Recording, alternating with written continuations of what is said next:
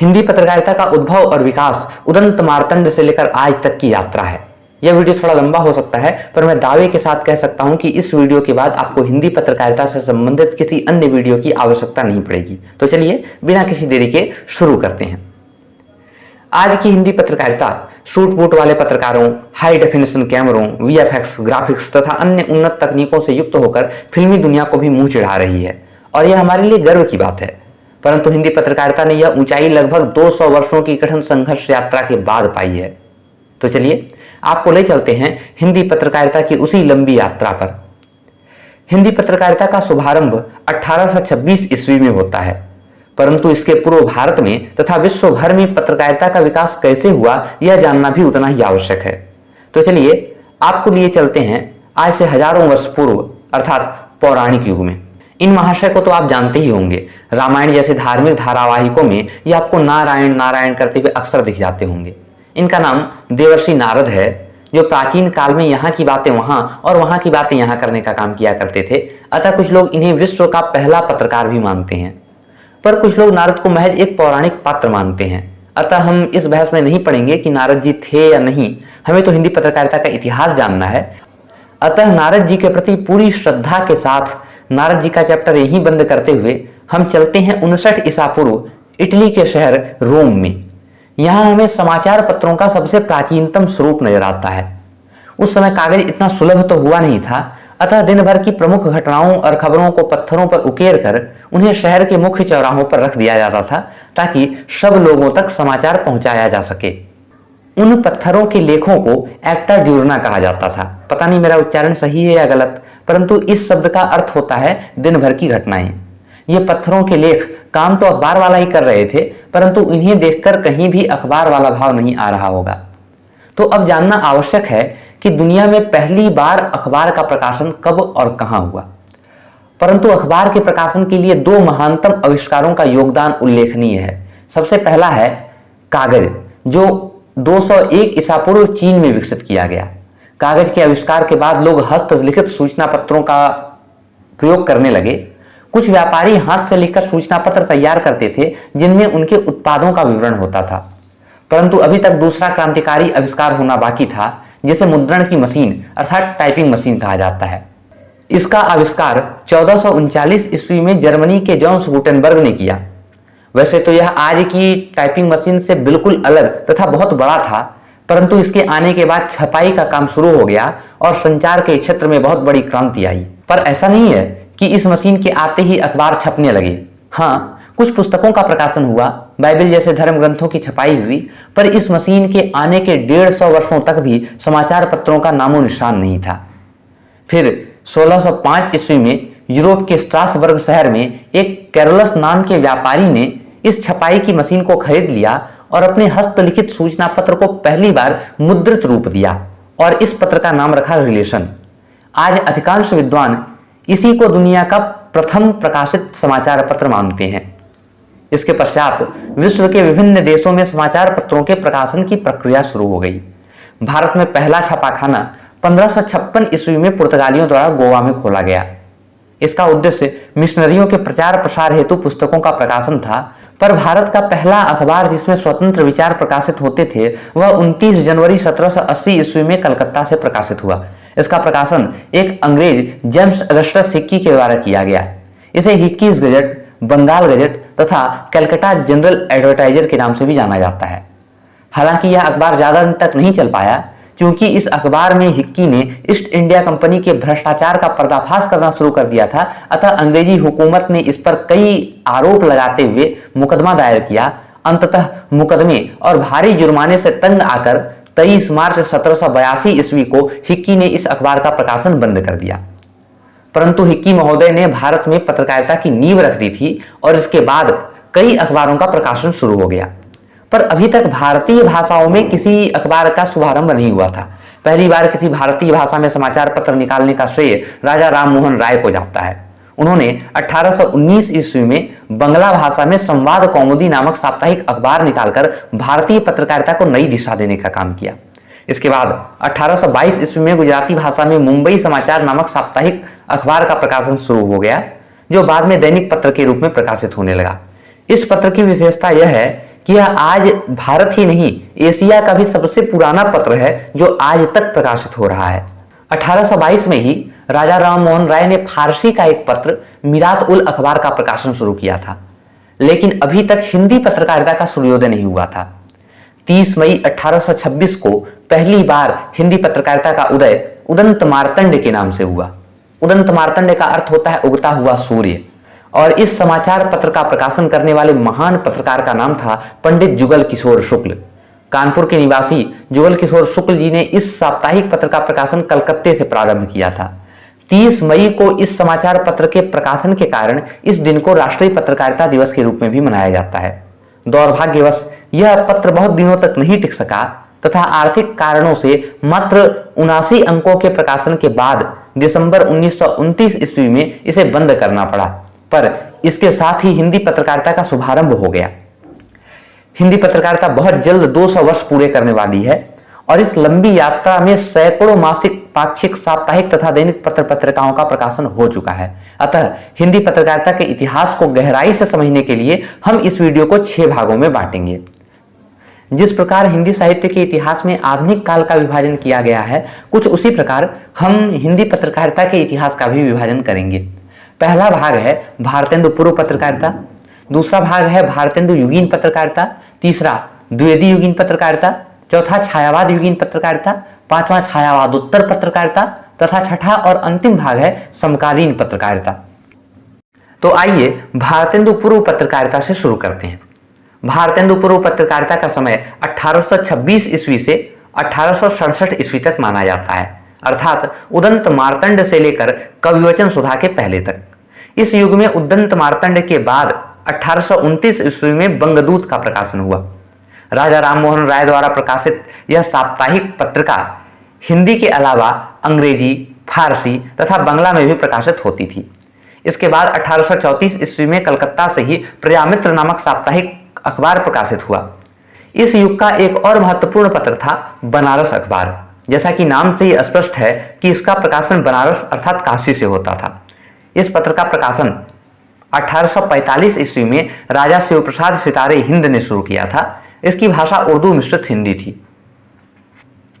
इसके एक साल बाद अर्थात उदंत मार्तंड के 20 साल बाद 1846 ईस्वी में कलकत्ता से ही मार्तंड नामक एक और साप्ताहिक पत्रिका का प्रकाशन होने लगा, जिसके संपादक मोहम्मद नसीरुद्दीन थे। इसके पश्चात 1849 ईस्वी में प्रेम नारायण ने मालवा से मालवा अखबार निकाला। 1850 ईस्वी में काशी की भूमि से उपजा एक और पत्र जिसका नाम था सुधाकर तथा इसके संपादक थे श्री तारा मोहन मित्र। हिंदी के प्रारंभिक गद्य लेखकों में गिने जाने वाले मुंशी सदासुख लाल ने भी 1852 ईस्वी में बुद्धि प्रकाश नामक एक पत्र प्रकाशित किया था। सदासुख लाल के बाद हिंदी पत्रकारिता में एक प्रमुख नाम है श्याम सुंदर सेन का। उन्होंने 1854 में कलकत्ता से समाचार सुधा वर्षण का प्रकाशन शुरू किया था। समाचार सुधा वर्षण हिंदी का प्रथम दैनिक अखबार था, इसलिए इसका नाम महत्वपूर्ण है। 1846 में मोहम्मद नसीरुद्दीन ने जगदीप भास्कर का प्रकाशन कलकत्ते से शुरू किया।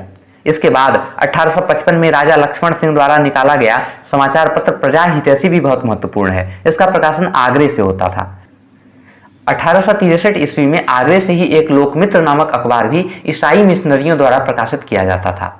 इन सब के अलावा इस युग के अन्य महत्वपूर्ण अखबार हैं तत्वबोधिनी, अखबारे चुनार, ज्ञान प्रदायिनी तथा वृत्तांत विलास। तो ये थी भारतेंदु पूर्व पत्रकारिता। इसके बाद 1868 ईस्वी से भारतेंदु युगीन पत्रकारिता का शुभारंभ होता है। भारतेंदु हरिश्चंद्र वाले वीडियो में भी मैंने आपको बताया था कि हिंदी पत्रकारिता के क्षेत्र में भारतेंदु हरिश्चंद्र का योगदान अविस्मरणीय है। भारतेंदु बाबू हरिश्चंद्र ने अपने जीवन में 3 पत्रिकाओं का प्रकाशन किया। पहला है 1868 ईस्वी में प्रारंभ होने वाली पत्रिका कविवचन सुधा। विकिपीडिया पर इसका प्रकाशन वर्ष 1867 ईस्वी मिलता है, अतः किसी के पास यदि कोई प्रामाणिक जानकारी हो तो कमेंट बॉक्स में अवश्य साझा करें। यह एक साप्ताहिक पत्रिका थी। जब उन्होंने इस पत्र का प्रकाशन शुरू किया तो उनकी उम्र महज 18 वर्ष थी। यह पत्रिका पहले मासिक तौर पर प्रकाशित होती थी, पर इसकी लोकप्रियता को देखते हुए इसे पहले पाक्षिक और फिर साप्ताहिक कर दिया गया। 7 वर्षों तक इस पत्रिका का संपादन करने के बाद अपने मित्र चिंतामणि धड़फले को इसकी बागडोर सौंपकर भारतेंदु ने 1873 ईस्वी में हरिश्चंद्र मैगजीन का प्रकाशन शुरू कर दिया। इस पत्रिका में विज्ञान और राजनीति से लेकर धार्मिक और पुरातत्व सभी विषयों के लेख प्रकाशित होते थे। आगे चलकर इसी पत्रिका का नाम बदलकर इसे हरिश्चंद्र चंद्रिका कर दिया गया। आर्थिक संकटों के कारण भारतेंदु जी को इसका प्रकाशन बंद करना पड़ा, पर मोहनलाल विष्णुलाल पांडे ने मोहन चंद्रिका नाम से इसे पुनः प्रकाशित किया। भारतेंदु जी की तीसरी पत्रिका थी बाला बोधनी, जो 1874 ईस्वी में प्रकाशित होना शुरू हुई थी। इस पत्रिका का प्रकाशन महिलाओं के लिए किया गया था। यह अलग बात है कि उस काल में महिलाओं के प्रति भारतेंदु की दृष्टि उतनी उदार और आधुनिक नहीं हो पाई थी, परंतु हिंदी में महिलाओं के लिए निकलने वाली पत्रिकाओं की जब भी चर्चा की जाएगी तो सबसे पहला नाम बाला बोधनी का ही आएगा। भारतेंदु जी के अलावा इस युग के अन्य साहित्यकारों ने भी पत्र पत्रिकाओं का प्रकाशन किया। 1868 से लेकर 1900 ईस्वी के बीच 50 से अधिक पत्र पत्रिकाओं का प्रकाशन हुआ। वैसे तो इस युग की सभी पत्रिकाओं का अपना ऐतिहासिक महत्व है, परंतु उनमें से जो बहुचर्चित हिंदी पत्रिकाएं थीं, केवल उनकी चर्चा मैं आपसे करूंगा। कविवचन सुधा के बाद 1871 ईस्वी में सदानंद सलवार ने अल्मोड़ा समाचार का प्रकाशन अल्मोड़ा से शुरू किया। 1872 में कार्तिक प्रसाद खत्री, जो बाद में सरस्वती के भी संपादक मंडल में शामिल हुए, उन्होंने कलकत्ते से हिंदी दीप्त प्रकाश की छपाई शुरू की। 1874 ईस्वी में प्रकाशित होने वाला सदादर्श एक मासिक पत्र था, जिसके संपादक लाला श्रीनिवास दास थे। इसी वर्ष बाबू तोताराम ने अलीगढ़ से भारत बंधु का प्रकाशन शुरू किया, जो कि एक साप्ताहिक पत्र था। अलीगढ़ से ही प्रकाशित होने वाली एक और पत्रिका थी, जिसका नाम था काशी पत्रिका, जो 1975 ईस्वी में बलदेव प्रसाद द्वारा प्रकाशित की गई थी। कई लोग इसके नाम को पढ़कर भ्रमवश अनुमान लगा लेते हैं कि इसका प्रकाशन काशी से होता होगा। वर्ष 1877 भी हिंदी पत्रकारिता के इतिहास में बहुत महत्वपूर्ण है। रुद्रदत्त का भारत मित्र, कन्हैया लाल का मित्र विलास, बख्तावर सिंह का आर्य दर्पण तथा बालकृष्ण भट्ट का हिंदी प्रदीप, ये सारे पत्र इसी वर्ष प्रारंभ हुए थे। इसके बाद 1868 में दुर्गा प्रसाद मिश्र ने कलकत्ते से उचित वक्ता नामक साप्ताहिक पत्र का प्रकाशन शुरू किया। 1879 में कलकत्ते से ही एक और महत्वपूर्ण पत्र का प्रकाशन शुरू हुआ था, जिसका नाम था सार सुधा निधि, तथा इसके संपादक थे सदानंद मिश्र। अल्मोड़ा अखबार के संपादक का नाम भी सदानंद ही था, पर वे संपादक सलवार थे और ये सदानंद मिश्र। इसके बाद 1881 ईस्वी में भारतेंदु मंडल के ही एक महान साहित्यकार बद्री नारायण चौधरी प्रेमघन ने आनंद कादम्बिनी का प्रकाशन शुरू हुआ। मिर्जापुर से निकलने वाली यह पत्रिका हिंदी के महत्वपूर्ण पत्रिकाओं में से एक है। यह एक मासिक पत्रिका थी। आगे चलकर 1893 ईस्वी में प्रेमघन जी ने नागरी नीरद नामक साप्ताहिक पत्र का भी प्रकाशन किया था। ये दोनों पत्रिकाएं मिर्जापुर से प्रकाशित होती थी। आनंद कादम्बिनी के बाद 1883 ईस्वी में हिंदी की कई पत्र पत्रिकाओं का प्रकाशन हुआ। 1883 में ही वृंदावन से भारतेंदु नामक पत्रिका का प्रकाशन शुरू हुआ, पर इसके संपादक भारतेंदु नहीं अपितु राधाचरण गोस्वामी थे। और यदि आपने जयशंकर प्रसाद वाला वीडियो देखा होगा तो आपको याद होगा कि जयशंकर प्रसाद की पहली कविता सावन पंचक भारतेंदु पत्रिका में ही प्रकाशित हुई थी। इसी वर्ष कानपुर से प्रताप नारायण मिश्र ने ब्राह्मण का प्रकाशन शुरू किया था। 1883 में ही लाहौर से ही एक इंदु नामक पत्रिका प्रकाशित होती थी। आगे चलकर काशी से भी इंदु नामक पत्रिका का प्रकाशन हुआ था और हिंदी साहित्य में काशी वाली इंदु पत्रिका का ही ज्यादा महत्व है। 1883 में शुरू होने वाली एक और महत्वपूर्ण पत्रिका हिंदुस्तान थी। यह पत्रिका राजा रामपाल सिंह द्वारा इंग्लैंड से प्रकाशित होती थी, पर बाद में 1885 ईस्वी में इसका प्रकाशन काला कांकर से होने लगा। 1883 में छपने वाली अन्य पत्रिकाओं के नाम हैं काशी समाचार, दिनकर प्रकाश, धर्म दिवाकर, प्रयाग समाचार, शुभचिंतक तथा सदाचार मार्तंड। चलिए अब आगे चलते हैं। 1884 ईस्वी में अंबिका दत्त व्यास ने काशी से पीयूष प्रवाह का प्रकाशन प्रारंभ किया। इसी वर्ष रामनाथ शुक्ल ने कवि कुलकुंज दिवाकर नामक पत्र काशी से ही प्रकाशित किया। इसके 4 साल बाद 1888 ईस्वी में बालमुकुंद गुप्त ने कोहिनूर नामक एक उर्दू पत्रिका लाहौर से निकाली। 1889 में दीनदयाल सिंह ने द्विज पत्रिका का प्रकाशन शुरू किया। इसके बाद आगे 1892 में हिंदी साहित्य के प्रसिद्ध जासूसी उपन्यासकार गोपाल राम गहमरी ने भारत भूषण नामक एक मासिक पत्रिका का प्रकाशन बंबई से प्रारंभ किया। गहमरी जी ने 1895 में साहित्य सरोज तथा 1898 में उपन्यास नामक पत्रिकाओं का भी संपादन किया। 1893 में प्रारंभ होने वाली नागरी नीरद पत्रिका की चर्चा तो हम पहले कर ही चुके हैं। इसी वर्ष अर्थात 1893 में ही चंद्रकांता और चंद्रकांता संतति जैसे लोकप्रिय उपन्यासों के लेखक देवकीनंदन खत्री जी ने साहित्य सुधानिधि नामक पत्रिका मुजफ्फरपुर से निकाली।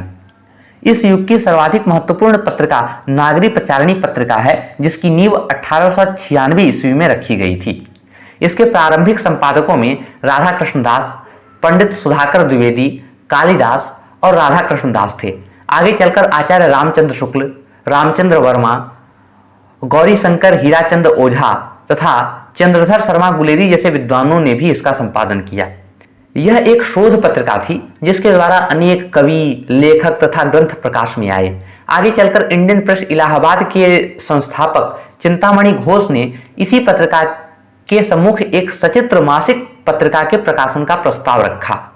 आगे चलकर 1900 ईस्वी में सरस्वती के रूप में यह पत्रिका सामने आई और सरस्वती के आने के साथ ही भारतेंदु युग का पटाक्षेप हो गया तथा हिंदी साहित्य और हिंदी पत्रकारिता के इतिहास में द्विवेदी युग का शुभारंभ हुआ।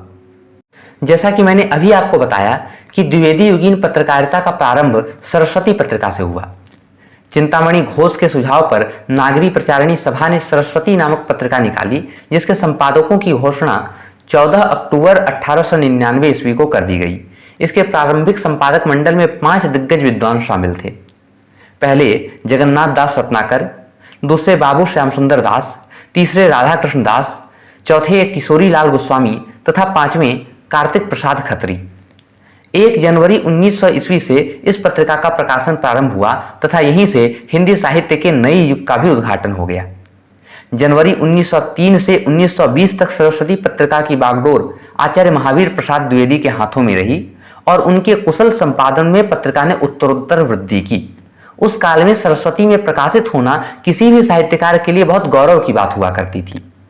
1900 ईस्वी में ही देवकी नंदन खत्री ने भी काशी से ही एक सुदर्शन नामक पत्रिका भी शुभारंभ किया था।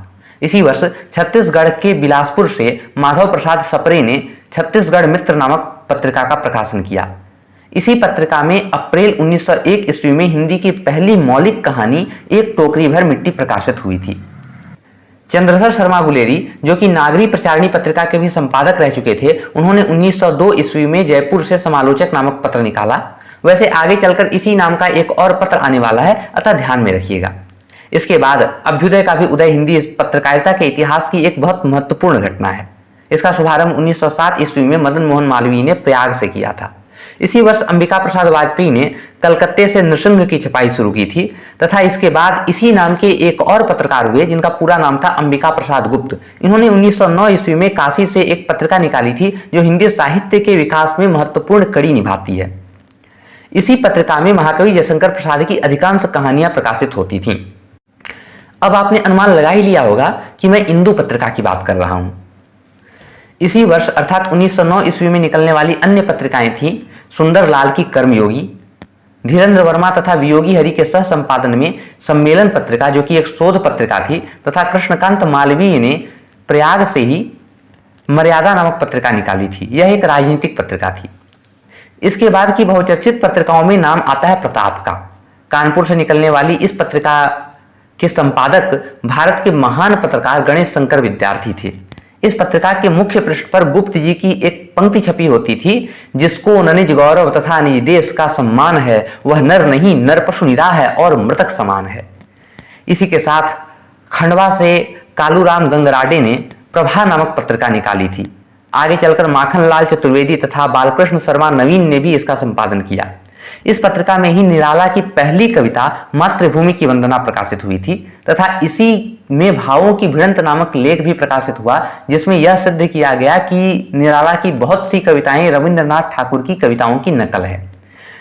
ये दोनों पत्रिकाएं प्रभा तथा प्रताप 1913 ईस्वी में प्रारंभ हुई थी। वर्ष 1916 में जबलपुर से निकलने वाली श्री शारदा पत्रिका भी महत्वपूर्ण है। इसी पत्रिका में मुकुटधर पांडे का प्रसिद्ध लेख छायावाद क्या है छपा था। चलिए अब चलते हैं हिंदी पत्रकारिता के चौथे चरण अर्थात छायावाद युगीन पत्रकारिता पर। इस युग की प्रमुख पत्रिकाओं में पहला नाम चांद का आता है। रामरख सहगल और चंडी प्रसाद हृदयेश के संपादन में 1920 ईस्वी में यह पत्रिका प्रयाग से प्रकाशित होती थी। आगे चलकर महादेवी वर्मा ने भी इसका संपादन किया। इसी वर्ष जबलपुर से माखनलाल चतुर्वेदी तथा माधव प्रसाद सप्रे ने मिलकर कर्मवीर नामक पत्र प्रकाशित किया था। इसका उद्देश्य जनता के अंदर राष्ट्रीय चेतना को जगाना था। 1920 ईस्वी में ही शिव प्रसाद गुप्त ने वाराणसी में आज नामक दैनिक अखबार की स्थापना की। इसके संपादक बाबूराव विष्णु पराड़कर जी थे।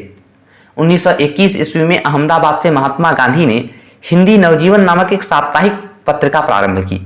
1922 में स्वामी माधवानंद ने अद्वैत मत के प्रचार हेतु कलकत्ते से समन्वय का प्रकाशन शुरू किया, जिसका संपादन कुछ समय तक निराला जी ने भी किया था। इसी वर्ष लखनऊ से माधुरी पत्रिका का भी शुभारंभ हुआ था। विष्णु नारायण भार्गव द्वारा स्थापित इस पत्रिका का संपादन कृष्ण बिहारी मिश्र, प्रेमचंद तथा शिवपूजन सहाय जैसे साहित्यकारों ने भी किया। छायावादी पत्रिकाओं में एक बहुचर्चित नाम है मतवाला का। शिवपूजन सहाय, निराला, नवजादिक लाल श्रीवास्तव तथा महादेव प्रसाद सेठ द्वारा प्रकाशित यह पत्रिका हिंदी की प्रथम हास्य व्यंग्य प्रधान साप्ताहिक पत्रिका थी। इसी युग में एक बहुत ही महत्वपूर्ण धार्मिक पत्रिका का प्रकाशन शुरू हुआ था, जिसका नाम था कल्याण। इसका प्रकाशन मुंबई से 1925 ईस्वी में शुरू हुआ था। आज भी यह पत्रिका गीता प्रेस गोरखपुर से प्रकाशित हो रही है। इसके संस्थापक जयदयाल गोयनका तथा प्रारंभिक संपादक हनुमान प्रसाद पोद्दार थे। इस तरह की एक और धार्मिक पत्रिका थी हिंदू पंच। 1926 ईस्वी में ईश्वर दत्त शर्मा ने कलकत्ते से इसका प्रकाशन शुरू किया था। बनारसी दास चतुर्वेदी द्वारा संपादित विशाल भारत भी इस युग की एक महत्वपूर्ण पत्रिका है।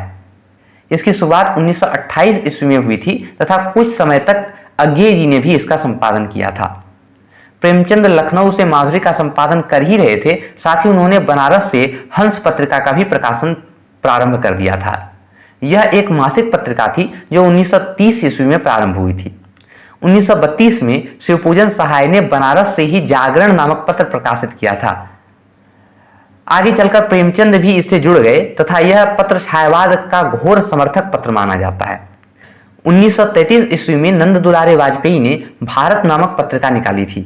इलाहाबाद से निकलने वाली यह पत्रिका एक अर्ध साप्ताहिक पत्रिका थी। 1936 ईस्वी में प्रकाशित नया साहित्य एक महत्वपूर्ण पत्र है जो प्रगतिशील विचारधारा का समर्थक था। इसके संपादक शमशेर बहादुर सिंह तथा रामविलास शर्मा थे। 1936 ईस्वी में युग पुनः करवट लेता है तथा पत्रकारिता का एक नया अध्याय शुरू होता है। इस युग की पत्रकारिता को हम छायावादोत्तर पत्रकारिता की संज्ञा देते हैं। इस युग में भारतीय पत्रकारिता को एक नया आधार मिला।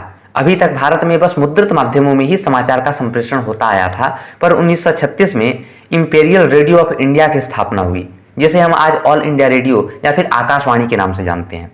पर रेडियो पर एकाधिकार केवल सरकार का था, अतः आजादी तक हिंदी पत्रकारिता केवल मुद्रित माध्यमों में ही पुष्पित और पल्लवित होती रही।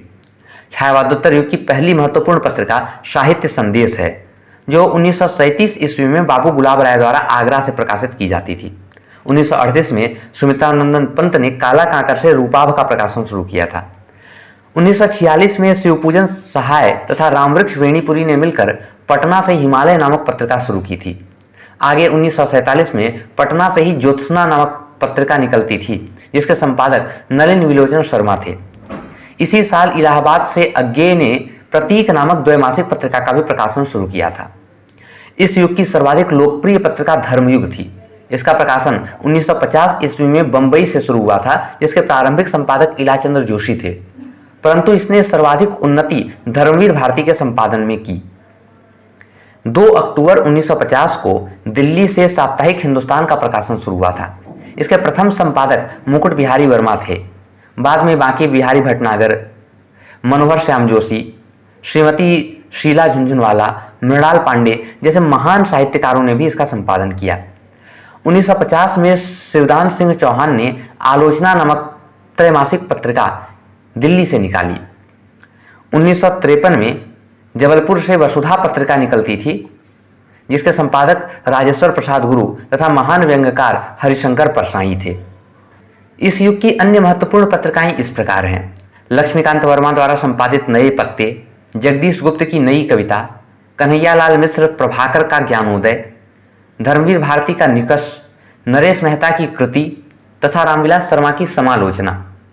1960 के बाद के दौर की पत्रकारिता को हम समकालीन पत्रकारिता या फिर साठोत्तरी पत्रकारिता की संज्ञा देते हैं।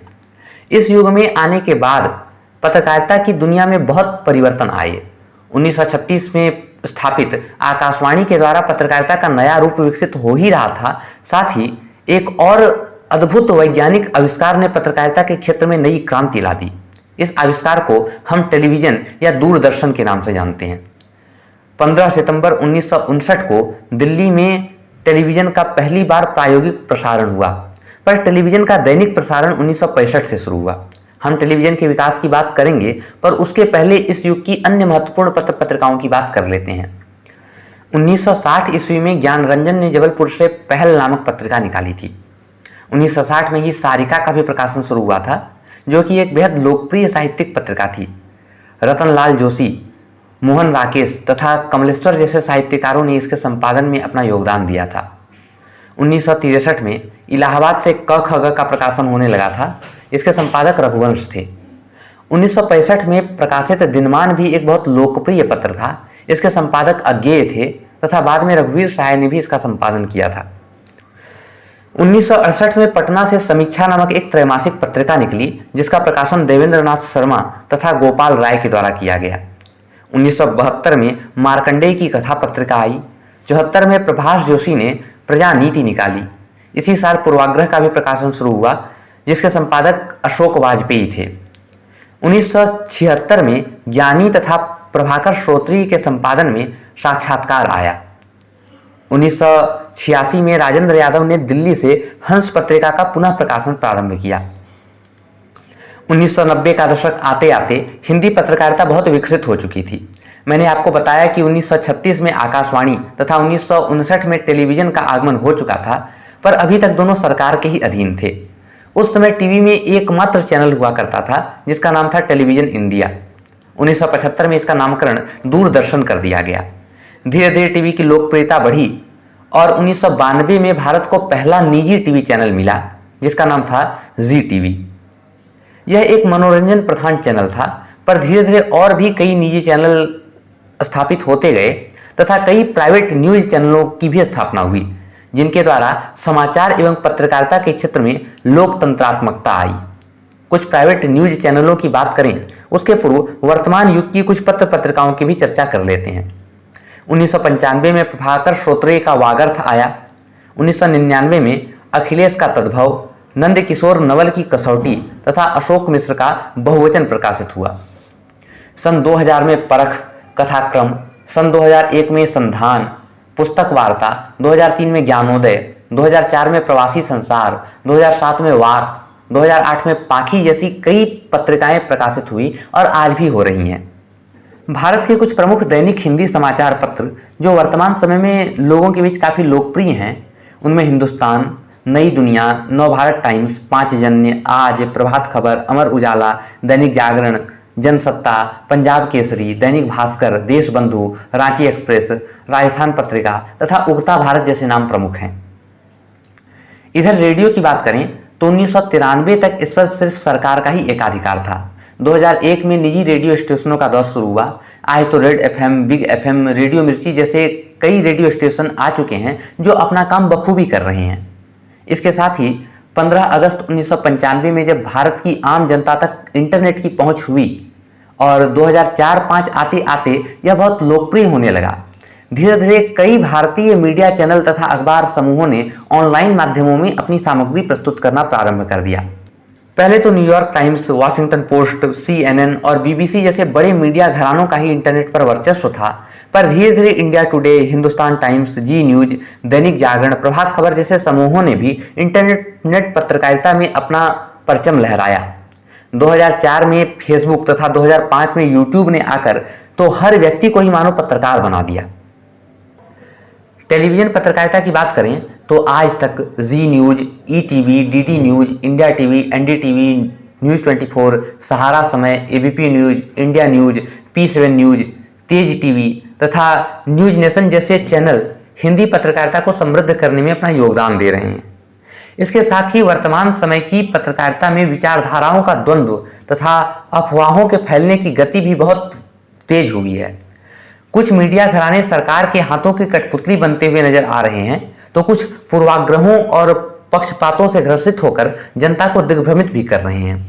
परंतु कुल मिलाकर देखा जाए तो इन 200 वर्षों की यात्रा में पत्रकारिता बहुत समृद्ध और लोकतांत्रिक हुई है तथा अभी भी इसमें और विकास की प्रक्रिया जारी है।